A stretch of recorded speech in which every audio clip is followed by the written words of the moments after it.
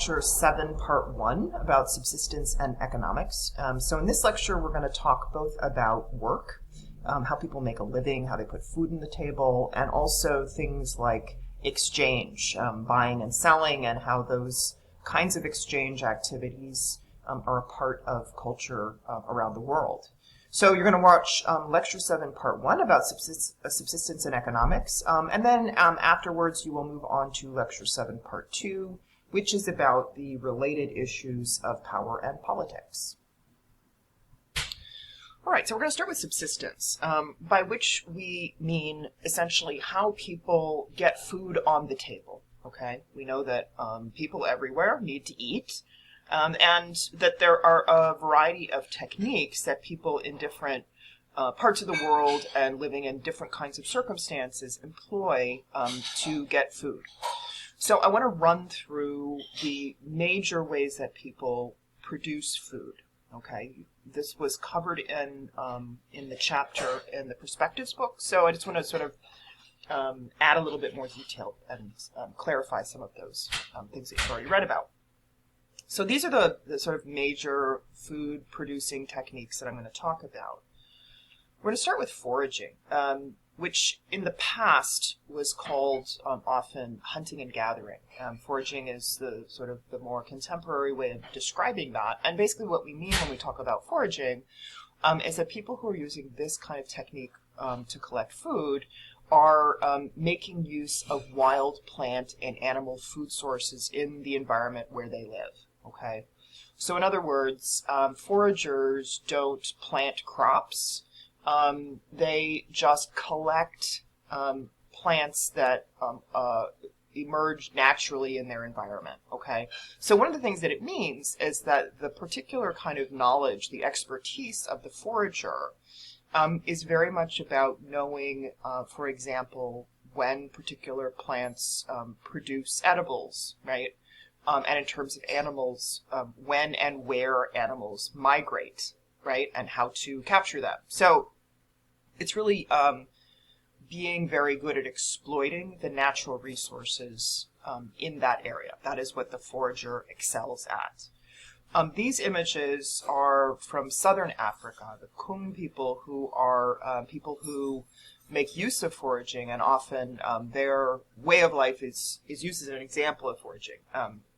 If you look on the right, you see one of the food staples for the Kung, which is mongongo nuts. Nuts are especially valuable for foragers because, they are, during certain times of the year, produced in great quantities, as you can see here, and also because they're incredibly rich food sources. So they have lots of calories, and they're sort of rich in all the kinds of nutrients one might need. So Kung people collect various kinds of food, but the nuts are a very important source of for their diet. One thing that's often misunderstood about foraging is the relationship between the hunting part and the gathering part. In fact, what we see most of the time is that gathering is by far where most of the food that foragers eat come from. Right? It's the plant stuff, not the animal stuff that makes up most of the diet. So meat is certainly part of it, but it's less frequently consumed, and it's a smaller percentage of the diet than the plant materials that are collected. So these are foragers. Now, I'm going to talk about these next two food production techniques side by side because they're similar in certain ways, and it's easier to understand them by comparing them. And that's horticulture and agriculture.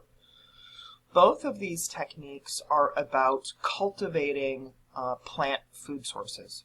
Okay, so people who are engaging in horticulture, as well as those engaging in agriculture, are doing things in the environment to make plants grow that they can then eat. All right, that's the sort of the most simple way to think about it. But they're doing so in somewhat different ways. One way to think about the relationship between horticulture and agriculture is on a continuum. Horticulture is at one end and agriculture is at the other.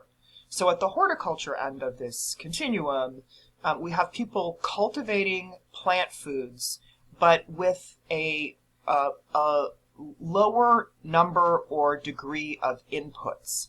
That is, they're doing less to transform the environment than the agriculturalist. They're still transforming it, but in a way that is a little bit more in sync with the natural processes going on in that environment that would be happening whether they were there or not.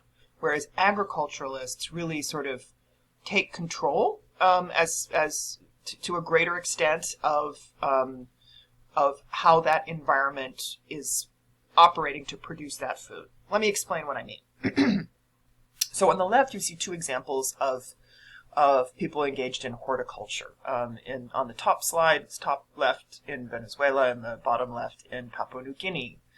Horticulturalists use fairly simple tools, right? So for example, the bottom left slide, you see a man using a digging stick, right? So it's just what it sounds like. It's a stick used to plant crops, right? Plant seeds or tubers or whatever you might be putting in the ground. So it's done manually, by hand, sort of one by one, right? The top left is depicting the technique of what is often called slash and burn or swidden horticulture, wherein at the end of a growing season, the horticulturalists burn off the leftover vegetation on the land. And that burning process and the ash that it creates acts to fertilize that piece of land for future planting. Slash and burn depends on a system of rotating your crops across a slightly bigger territory. Your book talks about this. So what that means is horticulturalists plant an area.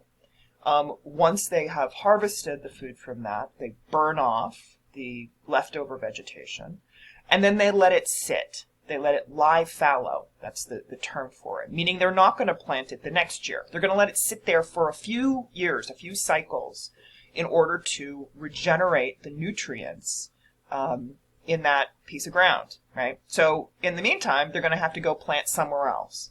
So in other words, horticulture works best when people have access to quite a bit of land, right? Where there is a fairly low population density, such that you can plant in plot A on 1 year and then move over to plot B for another year and then over to plot C. And eventually you'll come back to the beginning, but that you're going to have the space to let your previous plot lie fallow, okay, until it's regenerated enough that it can be planted again, okay? Another thing to note about horticulturalists is, in keeping with this idea of fairly low inputs and making use of sort of natural processes in the environment, horticulturalists also depend on rainfall for their irrigation, okay? So they're not adding a system where they're sort of, piping or somehow getting water into the field. They're relying on natural rainfall, okay? And again, like the foragers I talked about on the last slide, horticulturalists are expert in understanding the environment they're working in, right? So they're able to do this. But it also means, of course, that there are some susceptibilities to things like, say, drought, right? If you're dependent on rainfall for irrigating your food source, and there's the odd year where it doesn't rain enough, that can have really serious effects on people, of course. So agriculture on the right side then, in comparison, again, similar in a lot of ways, people cultivating plant food sources, but agriculture is at the other end of that continuum. So agriculturalists add a lot more inputs to the land to make it produce than the horticulturalists do. So what is the nature of those inputs? Well, the first and one of the most significant ones is adding something beyond just manual human labor. So, for example, the use of plow animals, right? You see the man on the top right plowing the field. This is an image from India. When you have 2 oxen and a plow, you can do a lot more. You can cover a lot more ground. You can dig deeper, right? You can you can make a bigger transformation of the landscape with that kind of technology than you can, for example, with the digging stick depicted on the left side, right? So the idea with agriculture is that it's, again, more transformation, more inputs, and then to some extent more outputs as well, right? A greater yield. Agriculturalists, unlike horticulturalists, then also take control of the irrigation of their crops. So you see on the bottom right an irrigation system in the Philippines. And these take various forms, but the point is that the agriculturalists don't simply rely on natural rainfall, that they capture water and direct water to increase the likelihood that their crops will get the amount of moisture that they need, okay? So agriculturalists are a more intensive version of what horticulturalists do. And because they're adding all these inputs, things like using plow animals, irrigation, agriculturalists will also add fertilizer, for example, to fields. They are able to work and rework the same plot of ground more continuously than the horticulturalist, right? I talked about slash and burn or swidden agriculture or swidden planting in the case of horticulturalists, where they have to rotate through different plots, right? Give them time to come back. Agriculturalists are going to tend to rework the same plot and to keep that fertility of the land up by doing things like adding fertilizer. So you will find that agriculture is possible even in much more densely populated places, or places where there's just a bigger population of people living closer together, right? So wherein, therefore, people don't have a ton of land where they can rotate their crops through. They may only have one relatively modest plot that they need to work all the time. So to make that possible, you need to add more things, put more labor into the land to make it yield the same amount of food.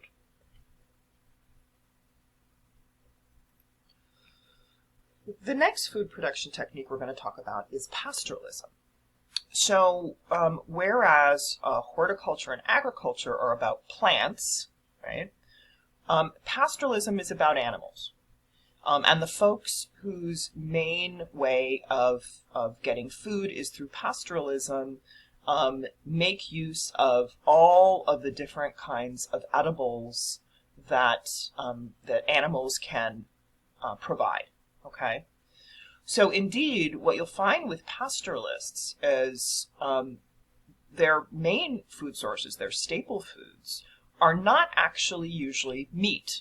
We would think, if we think about pastoralists, right, someone like the Maasai man on the left with a herd of cows, or on the bottom in Sudan, camels, we'd think like, oh, they must be eating a lot of meat, right? But actually, if you think about it, eating meat as a pastoralist would very quickly deplete your primary source of food, because to get meat from an animal, you need to kill the animal. And what you really need to do as a pastoralist is to maintain your herd. So you certainly can't eat meat at a rate that's faster than the animals can reproduce, right? So instead, what we find that pastoralists mainly eat is all the other kinds of things that you can get from animals without having to kill them. So, of course, milk and all the kinds of things you can make from milk, whether cheese or yogurt, etc., butter.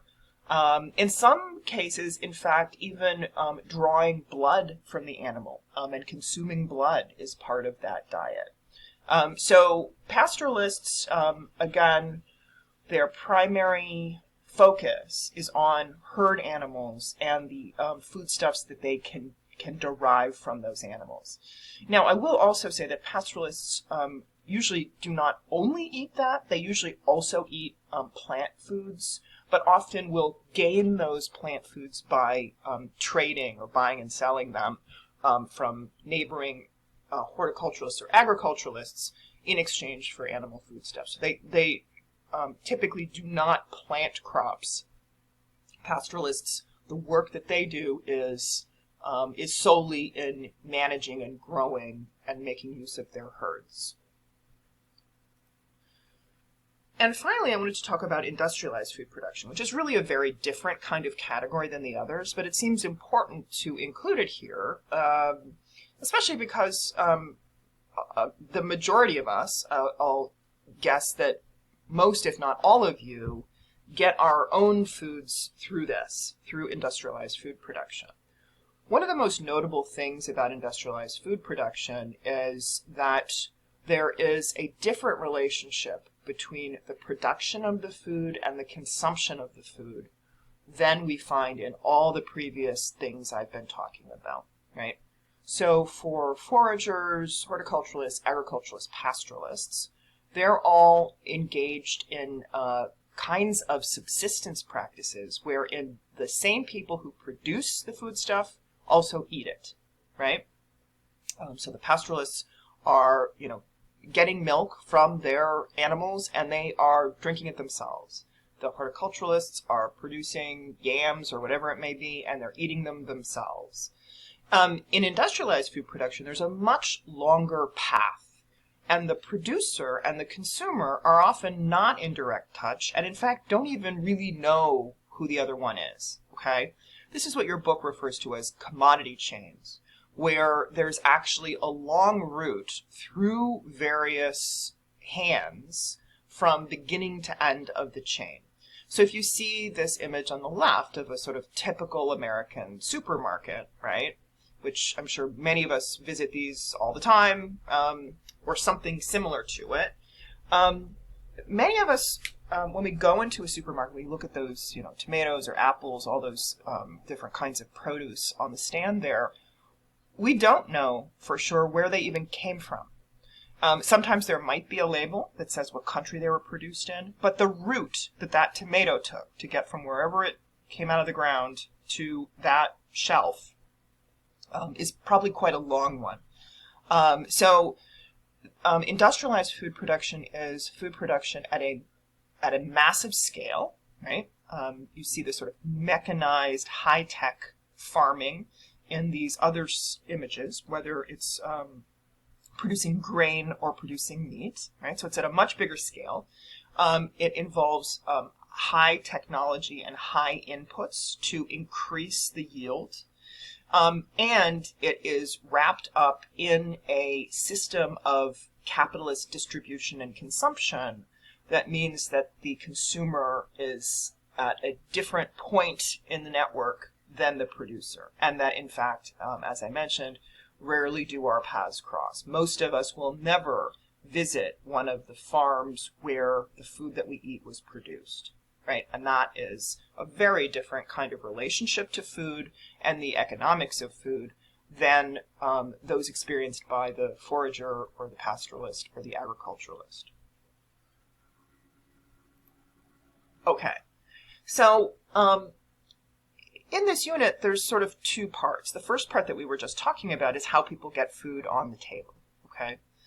Now I want to sort of segue into another sort of related part, which is more about not just food, not just subsistence, but also all the different ways that that economic practices are enacted in different cultural contexts.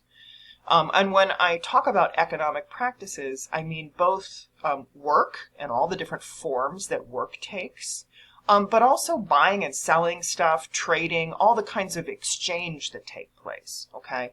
So we're going to talk about both of those things, both work in, sort of broader, more conceptual terms, and then also exchange, and how both of those things ultimately connect to ideas about identity and status, right?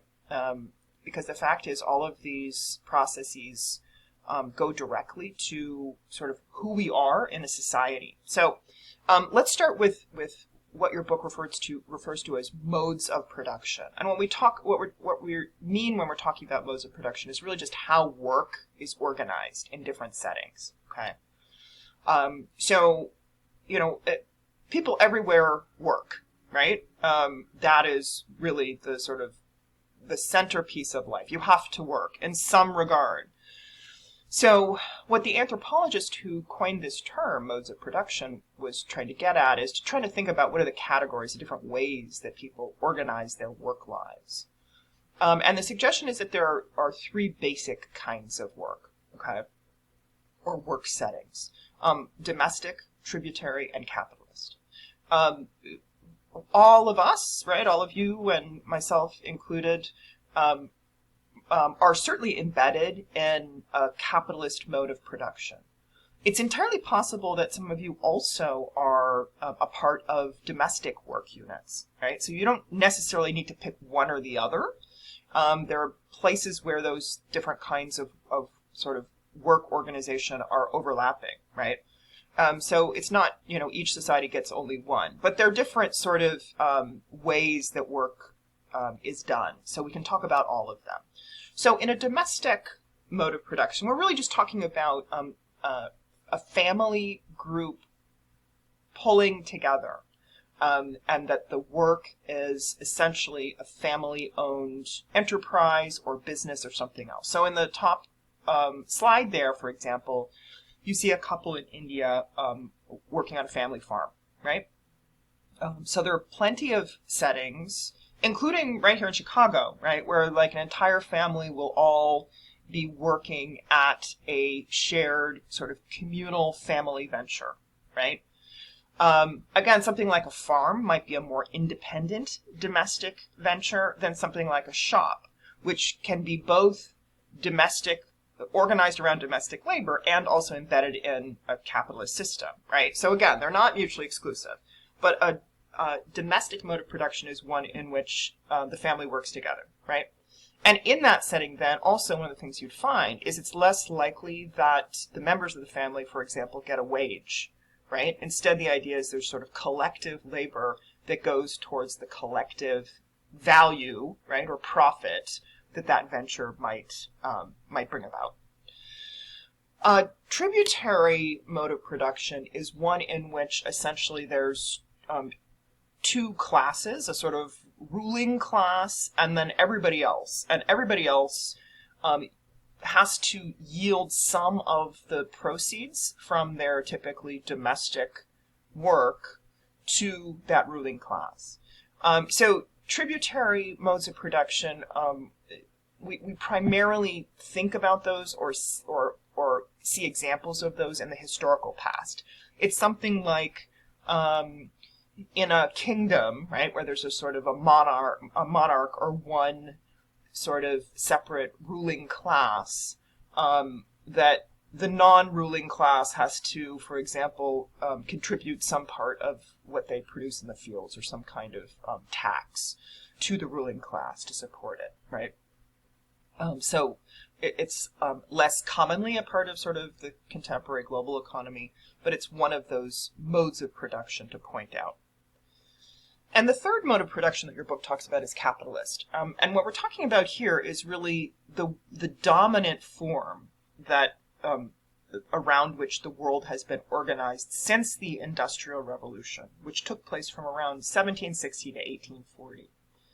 When we talk about the Industrial Revolution, we're talking about the transition from more agrarian lifestyles, right? So from people working on farms and working more in a sort of subsistence mode where you produce for your own family to consume, and moving instead to more mechanized workspaces, right? Such as, for example, factories, as you see on the bottom slide here, right?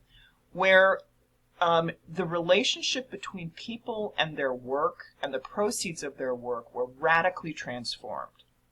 So instead of working in your own field to produce your own food, now people started working in a factory, right, for somebody else, and taking home money in the form of wages. So they didn't take home the stuff they made in the factory, right? And they didn't own the factory. They were now laborers, workers, right, who were selling their labor for cash wages. And I know that's something that we take for granted now, but that's a relatively recent thing, right? And we look to the Industrial Revolution in the 18th, 19th century as the sort of turning point, in global history where people's relationship to their work shifted. And it has remained in that way for many of us ever since, right? There are still, of course, farmers and people who live in agrarian settings and don't work in, again, sort of other sites where they work for money instead of for the products of their own labor. But this transformed the global economy in really significant ways, right? A final point to make about work and the relationship between work and the economy is the distinction between formal and informal economic activities. So even as we're talking about sort of the difference between a domestic mode of production and a capitalist mode of production, there's also this distinction between, or sort of somewhere in between, something like informal activities, right? So the formal economy is the part of economic activity that is captured in official statistics and goes to things like computing the GDP of different countries. The informal economy is still embedded in capitalism, but it's one where people are engaging in economic activities outside of the formal channels.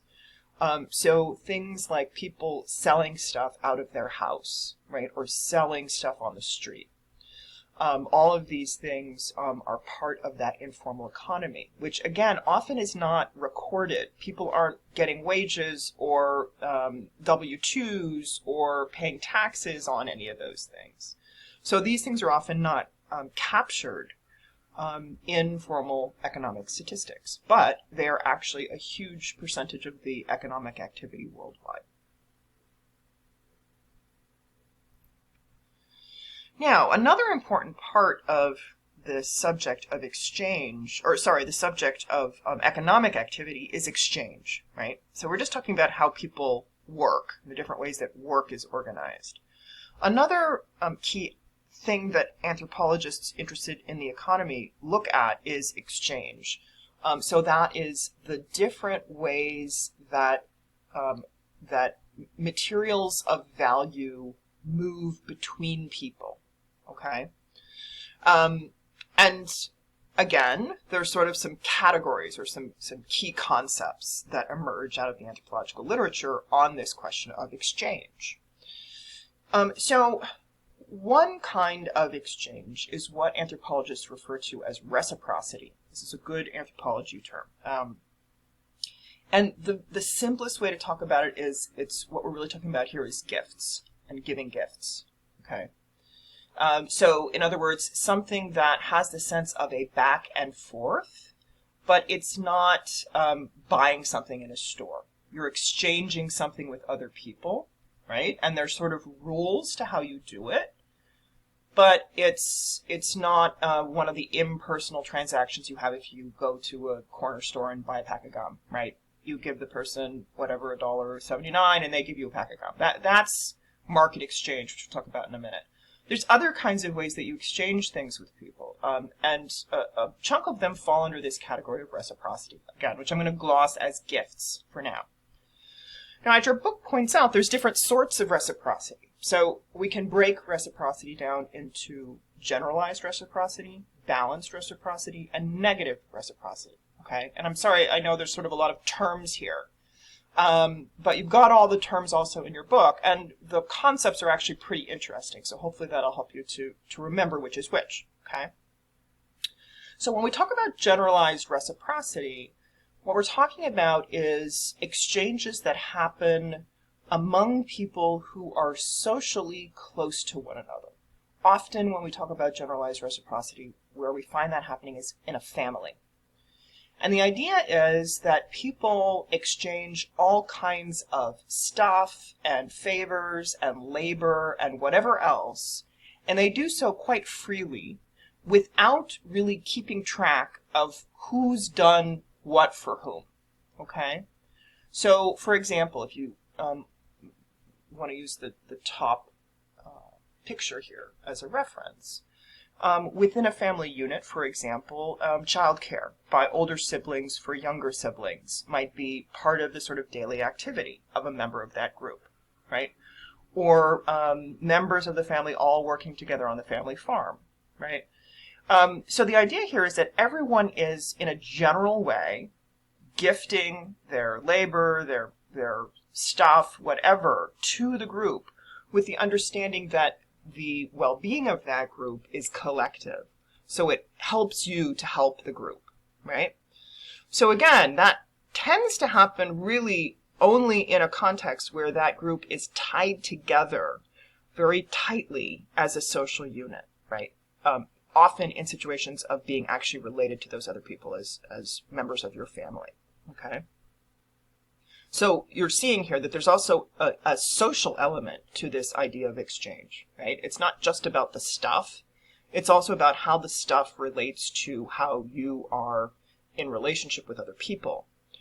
So if that's generalized reciprocity, then we can also talk about balanced reciprocity. And my image for that is, I don't know if any of you guys watch The Office, the show The Office, but as you may recall, there's a couple of episodes in there about gift giving, and in particular, Secret Santa gift giving.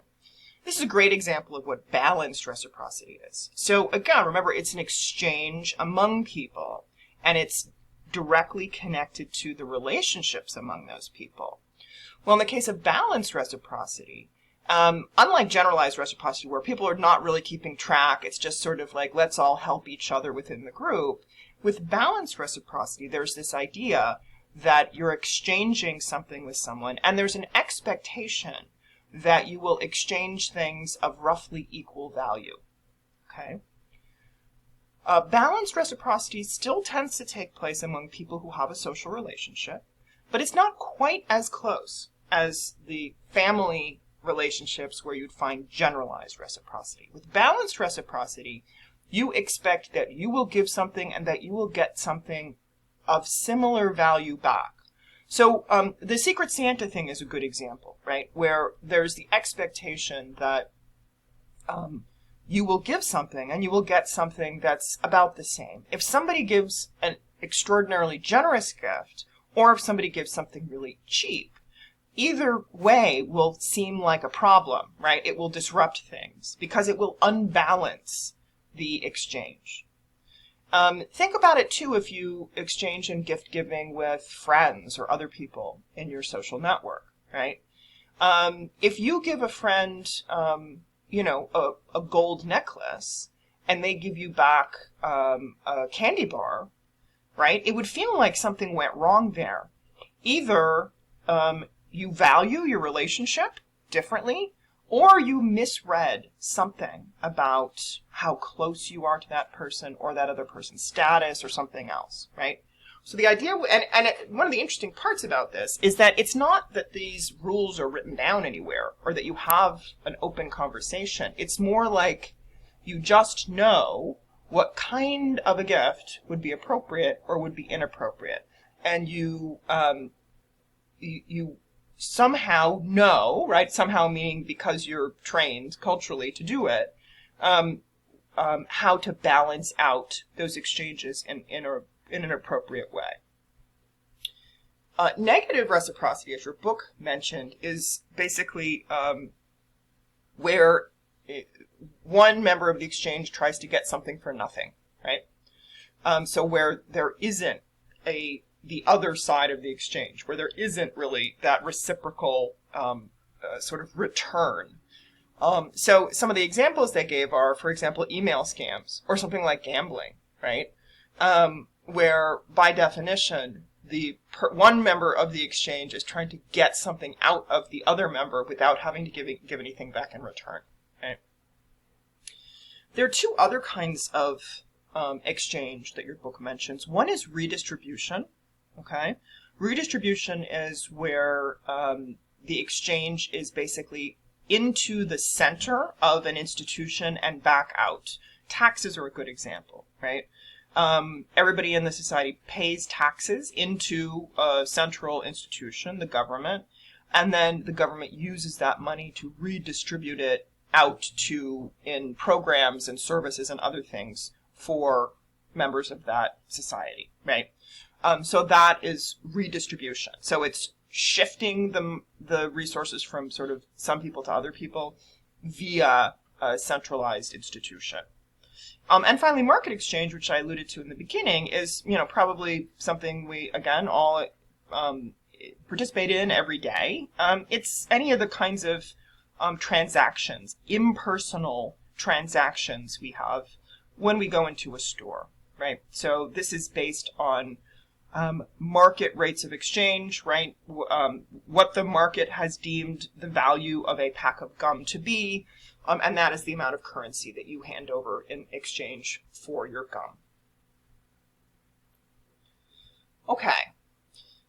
Sort of the final set of issues I want to address for this lecture has to do with how buying things, consuming things, is also very much connected to questions of status and identity, right? As your book notes, when we consume things, right, meaning when we buy stuff or acquire things, it's often for reasons that go well beyond a practical need for something, right? So, you could say, well, I need clothing, right, because I live in cold climate in Chicago, so I need to keep my body warm. But most of the sort of clothing that we buy has other things that it's also doing that have to do with who we are or how we want to be perceived, how we relate to people around us. And these are very important elements of the material objects that circulate as a part of the economy. So if we think about status and identity, we can immediately think about some of the ways that the things that we buy and that people sell us are coded for other kinds of things beyond just practical function. So these logos in the bottom, these brand names, many of them speak to high status, right? They signify wealth, right? And sort of elitism. Likewise, something like food, right? We could say, well, you need food to eat, of course, but the sort of very fancy food that you would get at an expensive restaurant, that is not just about nourishment, right? It's also a sign of status. So in consuming these items, we also consume all the other cultural baggage attached to them. Likewise, objects and the various other commodities that we acquire can challenge expectations about identity. This is from a fashion show in the last couple of years. And you see the designer sort of playing with the idea of gender and clothing, right? So commodities are not just about functionality, and they are often directly connected to cultural expectations. And they can both sort of play out things that we already perceive about the world, or they can also inform our very perceptions of the world. So when we start thinking about that, how people consume things and how it attaches to issues of status and identity, that can bring us to the category of class, which is another one of those sort of identity markers that we can talk about alongside things like gender and race and ethnicity and other things that we've already talked about in class. It's one that tends to be a little bit more slippery, a little bit harder to get a hold of. And I think one of the reasons for that is that class is simultaneously economic and cultural. I think we often tend to think about the economic part first, right? That class is about how much money you have. And it is about that, but it's also about some of the sort of cultural things that connect to those questions of who has money, right? So I think class sort of pushes both of those things. So we can think then of some of the ways in which class is not only financial, but also cultural, right? And one of the key ways is in terms of this question of what people consume, which is not only about having the money to consume it, but it's also about having a certain sort of know-how or a certain sort of insider knowledge, right? Some of the most highly valued items up for consumption are those that, again, on the surface, do not necessarily have value. They only have value insofar as they've been sort of deigned to carry that value around questions of class and status. So items like art or fine wine, one of the ways that the sort of the gatekeeping around these valuable items is maintained is through class structures, right? Again, some of the rituals around eating fine dining, right? Knowing which fork to use or which little glass to use. Those are cultural phenomena, but the code for class. So here, again, we see the intersection between wealth or financial standing and the sort of cultural knowledge that attaches to different points in these social hierarchies. Now, when we start thinking about class and hierarchies, we can also think about that much more broadly. And the way that your book talks about it is in thinking about the global political economy, right? So, questions of class, right? Like, do you get the invitation to the fancy art exhibit, right? And do you know which wine to pick? That kind of cultural differentiation, that kind of social hierarchy. We can think about that as being writ large across the whole world. And, as we've talked about in previous weeks, the fact of the matter is that we live in a world that is incredibly inequitable, right? Where the kinds of things that people have access to in different parts of the world are really, really uneven. And the economy is one of the primary places where we can see that inequity. So we can think about the inequities in the global political economy in various ways, right? The most obvious way is just to look at the sort of the bare economic terms, right? How much money do people have, right? So here's a map, for example, that's GDP per capita, right? So how much money do people have on a yearly basis, right? And you can see that it's starkly different. And along the lines that we might expect from things we've talked about previously in the course, right? We know that some parts of the world are simply much more impoverished than others. And the amount that people are paid for their work in those places and the amount that they can get for the things they produce in those places are much, much lower than, for example, in the United States, right? So this map should not really be a surprise, even as it is pretty shocking. So you see that North America, or the US, Canada, Western Europe have by far the highest GDP, right? Those numbers go down as we look at Central and South America and Central and East Asia. And then they go down even further when we look at South Asia and the African continent. So we have the full spectrum here, right? From less than $1,000 to greater than $60,000. So this map encapsulates sort of the basic economic inequities that we see globally. Once we know there's that pattern, we can then look at the ways that those economic inequities manifest across the world. And this is something that your book refers to as structural violence, right? So, in other words, that those economic structures that sort of create those inequities then cause all kinds of harm against the people, particularly in those under-resourced or poorer parts of the world. So if you remember this this map, right, which is about economic inequities, here's a map of hunger, right? And clearly, these two maps correspond.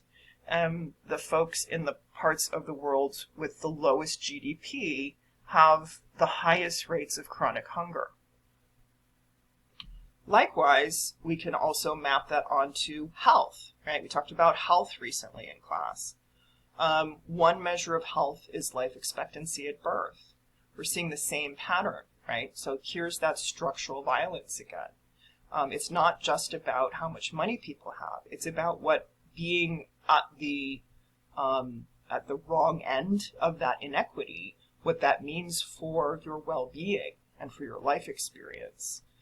So the same folks with these very low GDPs are experiencing chronic hunger, have a low life expectancy, and in fact also this extends to something like education. Also have in general many fewer years of schooling, right? So it becomes this sort of totalizing system then.